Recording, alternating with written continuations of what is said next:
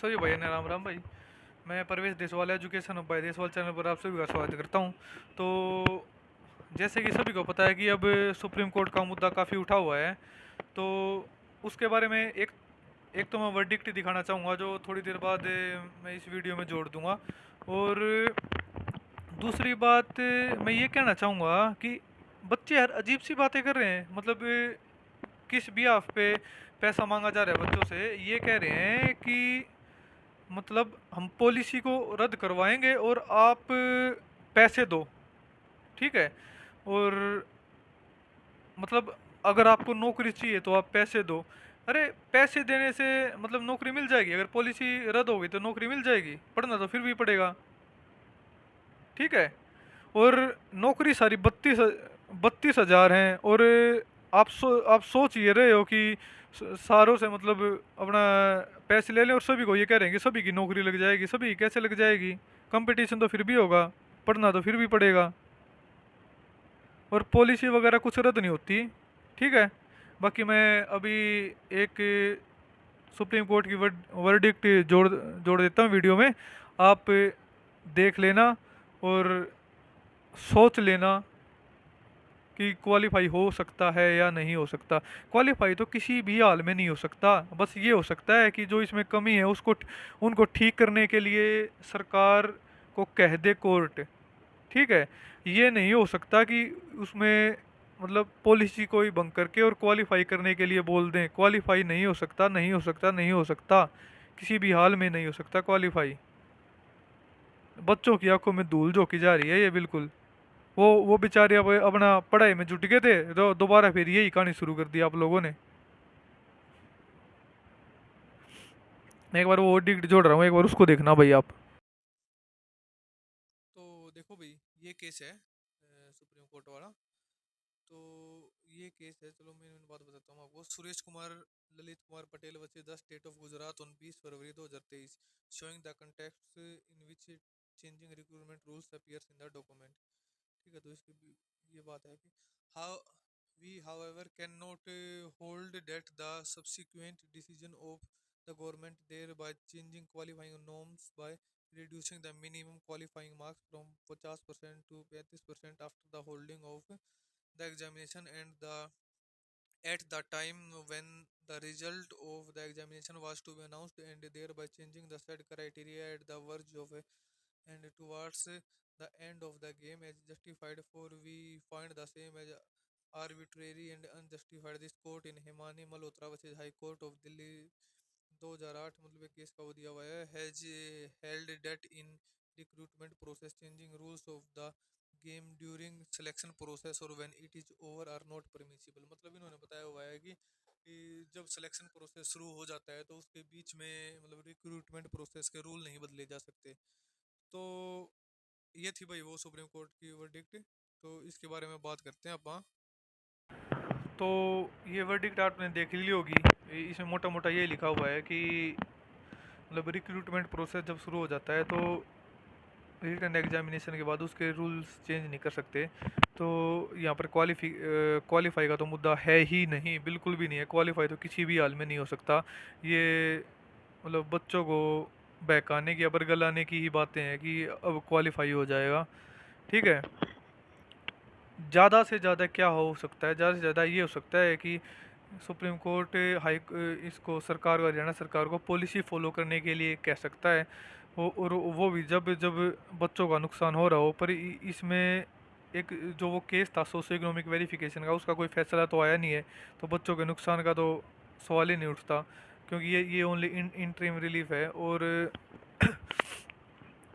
बच्चों का नुकसान उनका हो रहा है जो पढ़ रहे हैं 3-4 साल से और पेपर नहीं पेपर नहीं ले रही सरकारें। जिनके मतलब जब भी मतलब पेपर की डेट आती है कोई ना कोई बखेड़ा खड़ा कर दिया जाता है, या तो सरकार के द्वारा या फिर उन बच्चों के द्वारा जिनका मतलब नंबर नहीं आया हुआ। जैसे 4 अगस्त को हुआ था, पर फिर भी सरकार ने 5 और 6 अगस्त को एग्ज़ाम ले लिया था। और 6 और 7 को लिया था शायद, 5 को तो पहले, हाँ 6 और 7 अगस्त को पेपर ले लिया था। और अब जैसे 30 तारीख को पेपर है तो अभी भी बीच में अड़ंगा अड़ाने की बातें चल रही हैं कि मतलब सुप्रीम कोर्ट में जाके और इनके ऊपर स्टे लेके आना है। तो इसे क्या हासिल हो जाएगा? कुछ हासिल होना नहीं, ज़्यादा से ज़्यादा क्या होगा, भर्ती लेट हो जाएगी। पॉलिसी के हिसाब से हो जाएगी, पॉलिसी के हिसाब से होगी तो जो जिनके 65 से 70 72 के आसपास के नंबर हैं वो सारे बेचारे बाहर हो जाएंगे। जो ये कह रहे हैं ना कि हम पॉलिसी को रद्द करवा देंगे, पॉलिसी को रद्द करवा देंगे, पॉलिसी किस बेस पर रद्द करवाओगे आप? क्या है इसमें पॉलिसी में ऐसा है, मतलब 4 गुना बच्चों को ले रहे हो तो आप पॉलिसी रद्द करवाओगे? आपका नंबर नहीं आया तो आप पॉलिसी रद्द करवाओगे? कमाल की बात है यार। पॉलिसी रद्द ऐसे नहीं होती, और पॉलिसी रद्द जब होती है जब इसमें एक ईएसएम डीएसएम का केस है, वो उसमें कुछ सुधार की गुंजाइश है। वो तो हम भी मान रहे हैं उसमें कोई थोड़ा बहुत सुधार की गुंजाइश है। पर इस केस से पॉलिसी रद्द थोड़ी हो जाएगी। हाँ उसमें मतलब उसको बदलने के लिए थोड़ा बहुत कह सकते हैं कि उसमें थोड़ा बहुत सुधार कर लो। पर ये थोड़ी होता है कि पॉलिसी रद्द की तो पता है क्या होगा? पॉलिसी रद्द की तो सीईटी पर ही भी दोबारा होगा, फॉर्म दोबारा भरे जाएंगे, सब कुछ दोबारा होगा। और आगे क्या गारंटी है जिसके अब 60 62 नंबर आए हुए हैं, आगे सीईटी प्री में दोबारा वो 50 नंबर ले लेगा, 52 नंबर ले लेगा? क्योंकि ध्यान तो आपका इधर उधर है, और बातें आप ऐसी ऐसी कर रहे हो। ठीक है भाई, बाकी मोटी मोटी बात यही है कि आप अपनी कोशिश करके देख लो एक बार। ज़्यादा से ज़्यादा क्या होगा, हम 2 महीने 3 महीने 4 महीने अगर बाई चांस स्टे लग भी गया तो और वेट कर लेंगे। ठीक है। और जैसे वो हरियाणवी में कहावत है ना, मुझसे गाहक हो जाएंगी। तो आप अपनी करके देख लो सारे जो भी हथकंडे हैं, और फिर उसके बाद क्या है, 2 महीने 3 महीने लेट मिल जाएगी नौकरी, और क्या होगा? पढ़ने वाला तो पढ़ेगा ही, ये इधर उधर ध्यान थोड़ी भटकवाता है। तो आप सभी और जिनके एग्जाम्स है ना भाई, वो इन चक्करों में मत पड़ना और अपना पढ़ाई पे ध्यान रखना। जिसका 30 तारीख का एग्जाम है, कुछ नहीं है कि कहीं ये मानो कि 4 अगस्त की तरह 29 अगस्त को स्टे आ जाएगा। कुछ नहीं है, अपना पढ़ाई में ध्यान रखो। ये इनका वैसे तो केस ही एडमिट होना मुश्किल है, क्योंकि जैसे अभी मैंने सुप्रीम कोर्ट की ओवर दिखाई, बीच में कोई मतलब चेंज नहीं हो सकती रूल्स वगैरह, तो ऐसा कुछ नहीं है। आप टेंशन मत लेना, अपना पढ़ाई में ध्यान रखो।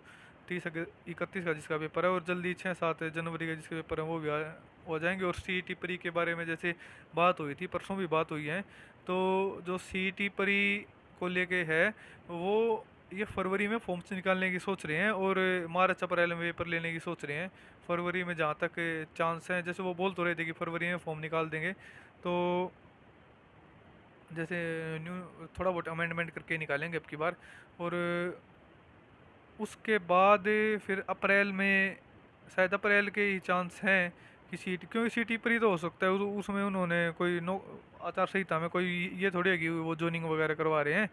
और रही मेंस की बात, तो वो विधानसभा तक ही होगा मेंस का। और जो ये सीट है, इनकी प्लानिंग ये है कि जनवरी फरवरी में इसके पेपर ले लें ये। और वही मैं तो ये कहूँगा, ये तो जैसे बोल रहे थे कि 15 फरवरी तक ज्वाइनिंग करवा देंगे, पर 31 मार्च तक लग रहा है, 31 मार्च तक करवाएंगे अगर किसी ने अड़ंगा नहीं अड़ाया तो। और बाकी पढ़ते रहो भाई। ठीक है, बाकी कोई अगर इम्पोर्टेंट न्यूज़ होगी तो वो आपको बता देंगे, और शायद जल्दी ही खदरी सर से मिलना भी हो, जल्दी जाएं और उनसे मिलके फिर आपके कोई क्वेश्चंस वगैरह होंगे वो उन तक पहुंचा देंगे, और उनसे जवाब ले लेंगे। और जो जगदीप भाई हैं अपने स्टेप अप जे सर वाले, वो उनसे भी बात करेंगे, और वो उन्होंने हमारी काफ़ी हेल्प की है और आगे भी हेल्प करेंगे, तो उनसे बातें करेंगे कि इस मैटर पे सरकार का क्या स्टैंड है। ठीक है, बाकी धन्यवाद।